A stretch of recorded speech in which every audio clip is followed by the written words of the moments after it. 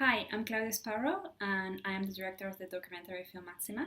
I wanted to thank you for your support, for having watched the film. I also wanted to thank the Seoul Eco Film Festival for sharing this film with the Korean audience. Please know that your support means the world to us. A little bit about the film. Maxima tells the story of Maxima Cunha, a Peruvian activist who is standing up to defend her rights and protect water and land against exploitation by the largest gold mining company in the world. I'm going to be answering a few questions that the festival sent me. So the first one is, what was the most important thing in dealing with the main character Maxima as a documentary subject? So the goal of Maxima, of telling her story, was giving Maxima Cunhas a voice, a platform, so that she, in her own words, could tell us about her experience in a safe way. And so that was always my goal. My goal, trying to make her feel comfortable enough so that she could tell us the experience. And this was not actually very easy because when I first met her in 2016, she had been fighting already since 2011. So she had already had to relive her experience and told the story many times, and some were not very positive experiences. So it definitely took a while for her to get comfortable, and also it was still painful for her to relive everything.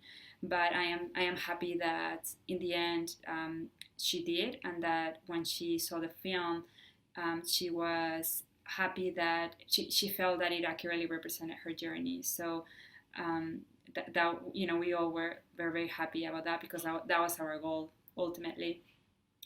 The next question is, when was the most impressive and painful moment in the Maxima struggle?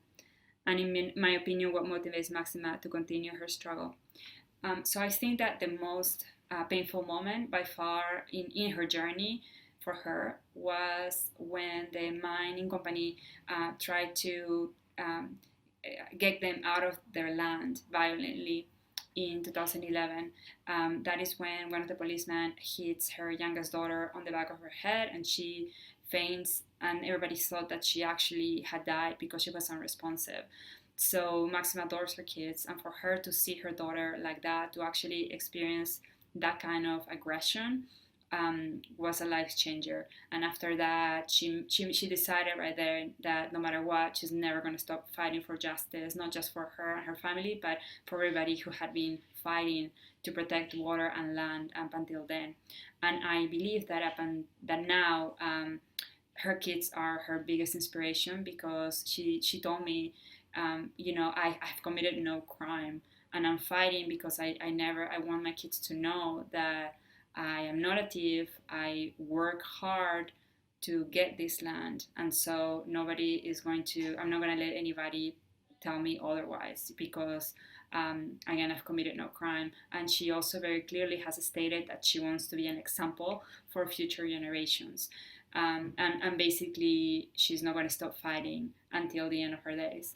She's told me that, and that's hugely inspiring, I think, for everybody.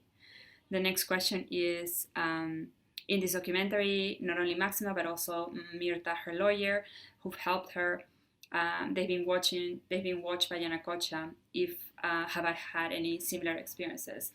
Luckily, no. How it works is basically that Maxima's land is surrounded by the mine. So in order to access her house, we have to go through the security checkpoint that has mine workers, but also the Peruvian police. And so every time we've been there, they definitely make sure that we know that they are around. So throughout the day and even at night, they'll be walking outside Maxima's property. They'll be driving by, flashing their lights. But they never came to us directly, which obviously was a concern, because there's nowhere to go once you're inside Maxima's land. It's like in a very remote area, and again surrounded by the mines, so there's nowhere to run, especially at night. We were also afraid. There's no electricity, so it's all pitch black, and we just had to be very careful of the footage, and obviously that everybody was safe. But luckily, we didn't have any direct harassment.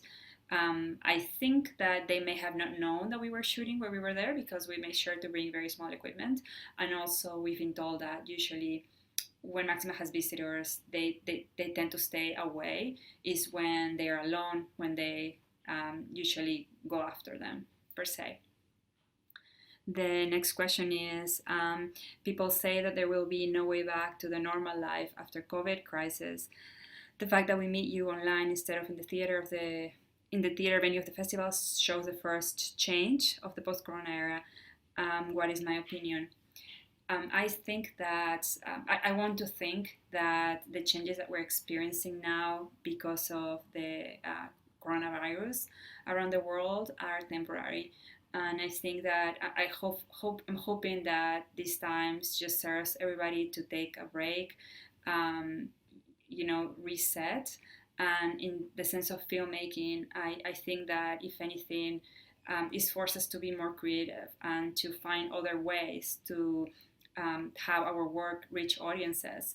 So I think that's very powerful, and I think that I do hope and I believe that eventually it may go back. We're going to be able to go back to theaters and to have public gatherings. But there's also going to be this element of connecting with audiences digitally, and I think that's a good thing. I think that not everybody around the globe had access to a theater anyway, so maybe this is one of the positives that again, it's just forcing us to find newer ways to connect, and I think that's a good thing. Thank you so much again for your time. It's been a pleasure and a huge honor to be part of the Seoul Eco Film Festival, and again, thank you so much for your support.